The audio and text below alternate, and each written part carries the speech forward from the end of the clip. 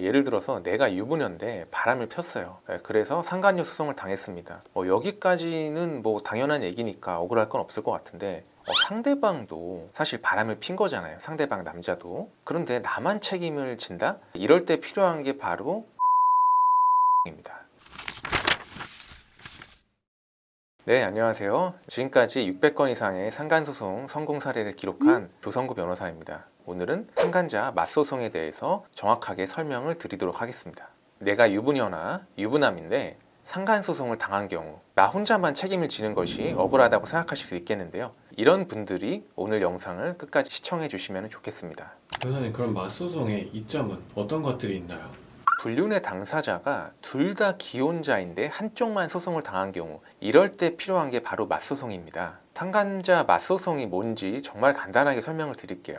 유부남과 유부녀가 바람을 폈습니다. 그래서 유부녀가 유부남의 아내에게 소송을 당했습니다. 여기서 이제 유부남의 아내가 원고가 되고 그 유부녀가 피고가 되는 거죠. 근데 피고 역시 유부녀이기 때문에 피고의 남편 입장에서 봤을 때는 원고의 남편이 뭐냐? 상간남이죠. 그러면은 피고의 남편도 원고의 남편에게 상간남 소송을 제기를 할 수가 있는 겁니다. 일단 먼저 상간녀 소송이 피고에게 제기가 됐기 때문에 이 소송을 본소송이라고 하면요, 이 피고의 남편이 원고의 남편에게 역으로 소송을 하는 거, 이거를 상간자 맞소송, 상간자 역소송, 상간자 크로스 소송 이런 식으로 표현을 합니다. 이렇게 맞소송을 한다면요, 본소송에서 나오는 위자료와 비슷한 금액을 맞소송에서 받아내서 경제적인 피해를 없애거나 최소한도로 줄일 수가 있습니다. 이 점에서 맞소송이 필요한 부분이고요. 그러니까 만약에 내 아내가 상간녀 소송을 당했다, 내가 이 사실을 알고 있다라면은 맞소송을 주저할 이유는 하나도 없는 겁니다. 당연히 상간남에게 복수도 해야 되고 내 아내가 상대방 측한테 지급해야 될 위자료가 있다라면은 나도 상대방 부부에게 똑같은 돈을 받아오는 게 당연한 얘기니까요. 다만 내가 상간자 입장이고 내 배우자가 이 불륜 사실을 모르고 상간소송이 제기된 사실을 모른다라면은 이 사실을 굳이 배우자에게 알려가지고 상간자 맞소송을 하게 하느냐, 이 점에 대해서는 사실 고민을 해봐야 될 것 같아요. 저 같으면 굳이 알리진 않을 것 같습니다. 배우자에게 알려서 맞소송을 제기해서 피해를 줄인다, 이 부분은 분명히 좋은데 배우자가 이것을 알게 됨으로써 벌어질 수 있는 후폭풍, 뭐 부부 갈등이 일어나고 심하면 이혼까지도 내가 당할 수가 있는 거잖아요. 이런 점은 반드시 고려를 해서 선택을 하셔야겠습니다. 물론 배우자에게 알리지 않고서는 뭐 변호사 비용이나 위자료를 어떻게 감당할 수 없는 경우, 보통 이제 전업주부분들이 이제 이런 상황이 많죠. 이런 경우면은 뭐 어쩔 수 없이 알려야겠지만, 그런 경우가 아니라면은 사실 알리지 않고 혼자서 어떻게든 해결을 하는 게 더 나은 선택이 아닌가 생각합니다. 이건 물론 제 개인적인 생각이고요. 맞소송의 목표 너무나도 명확합니다. 본소송과 똑같은 위자료를 받는 겁니다. 본소송에서 나오는 위자료랑 비슷하거나 똑같은 위자료를 받음으로써 피해를 줄이는 게 맞소송의 목표다, 이렇게 생각을 하셔야겠습니다. 그럼 맞소송에서 좀 성공하기 위해서는 어떤 부분을 봐야 될까요? 맞소송에서 성공하기 위해서는 일단 승소는 해야겠죠. 상간자 맞소송도 당연히 상간소송이기 때문에 상간소송의 승소 공식을 그대로 적용을 해서 소송을 진행해야 됩니다. 근데 이제 이런 질문을 하시는 분들이 있어요. 저 맞소송 하고 싶은데 변호사님 불륜 증거가 없어요. 어떻게 하죠? 근데 사실 맞소송 증거 이미 갖고 계십니다. 어디에 있냐? 상간자 본소송에서 원고의 변호사님이 친절하게 소장 내용 다 만들어 주셨고 증거관계 다 정리해 주셨습니다. 이 증거 우리가 그대로 사용해서 맞소송 바로 진행을 하면 됩니다. 실제로 저는 이런 방식으로 본소송 소장에 있는 증거들을 그대로 활용을 해가지고 맞소송을 했고요. 맞소송에서 본소송과 똑같은 위자료 1,500만 원 받는 성공 사례 만들어냈습니다. 그리고 단순히 이제 승소만 하는 게 아니라 위자료 액수도 본소송과 비슷비슷하게 나와야겠죠. 그래야지 맞소송에서 성공을 할 수 있다, 이렇게 보실 수 있겠습니다. 일단은 본소송의 불륜, 맞소송의 불륜은 사실 똑같은 불륜이잖아요. 그래서 일반적인 경우에는 위자료가 비슷하게 나오는 게 당연한 겁니다. 하지만 반드시 위자료가 똑같이 나오는 것은 아니에요. 똑같은 불륜이라는 요소 외에 다른 부분에서 좀 차이가 있다라면 위자료가 달라질 수가 있습니다. 대표적인 예를 들면요, 불륜에 가담한 정도가 두 사람이 좀 달라요. 예를 들어서 뭐 한쪽이 유부녀인 거를 속이고 처음에 만났다든지 뭐 이런 경우에는 아무래도 불륜에 가담한 정도가 속인 쪽이 더 크겠죠. 그리고 두 번째는 불륜 발각 이후의 태도. 한쪽은 뭐 반성을 하는데 한쪽은 뭐 반성을 하지 않고 뭐 뻔뻔하게 뭐 이렇게 나온다라거나, 적반하장으로 불륜 사실을 상대방에게 폭로를 해서 뭐 이 사단이 났거나, 이런 경우는 위자료가 좀 달라질 수가 있고요. 이외에도 또 중요한 부분은 뭐 한쪽은 혼인 기간이 굉장히 긴데 한쪽은 좀 짧은 경우, 한쪽은 아이가 있는데 한쪽은 아이가 없는 경우, 그리고 한쪽은 불륜으로 인해 가지고 이혼까지 했는데 한쪽은 이혼하지 않고 혼인 관계를 유지하고 있는 경우, 이런 경우에도 원고가 받은 정신적 고통의 차이가 좀 있다라고 볼 수가 있기 때문에 위자료가 달라질 수 있겠습니다. 따라서 맞소송을 제기를 한다면요, 본소송이나 맞소송이나 똑같은 불륜이다, 불륜을 제외한 다른 요소들도 모두 동일하거나 큰 차이가 없다, 그러므로 똑같은 위자료 나와야 된다, 이런 식으로 주장을 하는 게 중요하겠습니다.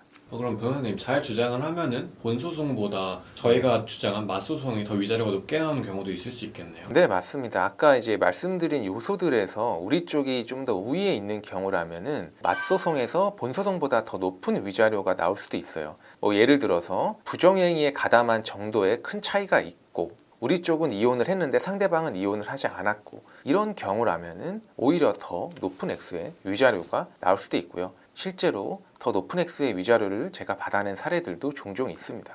오늘 변호사님, 이게 맞소송은 그러면 이게 상대방이 어차피 진술해주니까 증거도 있고 그러니까 사실 무조건 뭐 동의만 된다면 해보는 게 이득인 소송이네요. 네, 맞습니다. 맞소송은 사실 무조건 해야 되는 소송이긴 합니다. 근데 다만 맞소송에서 무조건 승소할 수 있는 것은 아니거든요. 아니, 본소송도 불륜이고 맞소송도 불륜인데 왜 맞소송은 패소할 수가 있냐? 그 이유는 뭐냐면요, 일단은 대부분의 경우에는 본소송에서 불륜이 인정이 되면 맞소송도 당연히 불륜이 인정이 되죠. 똑같은 불륜이니까. 이건 맞는데 상간자의 고의가 없는 경우에는 맞소송에서 패소할 수도 있어요. 쉬운 예를 들면요, 내 아내가 바람을 폈어요. 유부남과 바람을 폈습니다. 상대방이 유부남인 걸 알고 바람을 폈어요. 근데 내 아내는 상대방 유부남한테 나 사실 뭐 이혼했어, 아니면 나 사실 싱글이야, 이런 식으로 거짓말을 쳐가지고 바람을 폈어요. 그러면은 그 유부남의 행동은 자신의 아내에 대해서는 불륜이 맞지만 나에 대해서는 불륜이 아니죠. 왜냐하면 이 사람이 유부녀인 걸 알고 만났어야지 불륜에 대한 고의성을 갖고 교제를 한 거 아니겠습니까? 모르고 속아서 만났기 때문에 이런 경우는 나에 대해서는 불륜이 아니에요. 그래서 이런 상황에서 내가 맞소송을 하게 된다면은 패소를 할 수가 있습니다. 그래서 반드시 맞소송을 제기하려고 할 때는 상대방의 고의, 내 아내가, 내 남편이 기혼자인 것을 알고 만났다라는 증거를 반드시 확보를 하신 다음에 소송을 제기를 해야 됩니다. 이 증거가 본소송에 있는 소장에 있는 경우도 있어요. 하지만 없는 경우라면은 추가적으로 증거를 확보를 해서 소송을 해야겠습니다. 그래서 이제 이 점만 증명할 수 있다라면은 승소를 할 수 있는 것입니다.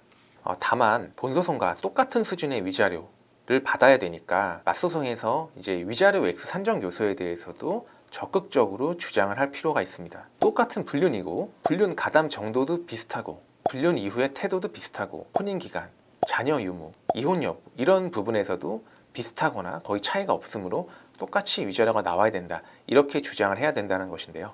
만약 이런 요소들에서 우위에 있다라면은 더 높은 위자료를 받으려고 노력을 해야겠습니다. 근데 반면에 상대방 쪽이 좀 우위에 있는 경우가 있어요. 예를 들어서 우리 쪽은 이혼 안 했는데 뭐 그쪽은 이혼하거나 이제 이런 경우들이 있을 수 있잖아요. 이럴 때는 이 부분을 최대한 메꾸면서 변론을 하는 것이 필요하겠습니다. 제가 경험한 맞소송 중에서 우리 쪽 부분은 이혼을 안 했는데 상대방 부분은 이혼을 한 사건이 있었어요. 근데 결국에는 제가 이거를 똑같은 위자료 판결을 받아냈거든요. 일반적으로는 보통 몇백만 원 차이가 나게 되는데 제가 그때 당시 때 주장을 한 거는 뭐 우리 쪽도 이혼을 하지는 않았지만 거의 이혼과 다름없게 정신적 고통을 상당히 받고 있다는 점을 적극적으로 주장을 했고요. 불륜에 가담한 정도, 그리고 불륜 관계가 발각된 이후의 태도 측면에서 우리 쪽이 더 우위에 있다라는 점을 적극적으로 주장을 했습니다. 이러한 주장의 결과 결국 동일한 위자료 판결을 받을 수가 있었습니다. 맞소송에서 성공을 한 거죠. 불리한 상황임에도 변호사님의 그런 노하우에 따라서 결과가 달라질 수 있겠네요. 예, 맞습니다. 뭐 객관적인 상황 자체는 이미 이제 정해져 있는 것이지만 어떤 변호사를 선임해서 어떻게 주장하는지에 따라 가지고 얼마든지 결과는 달라질 수가 있겠습니다.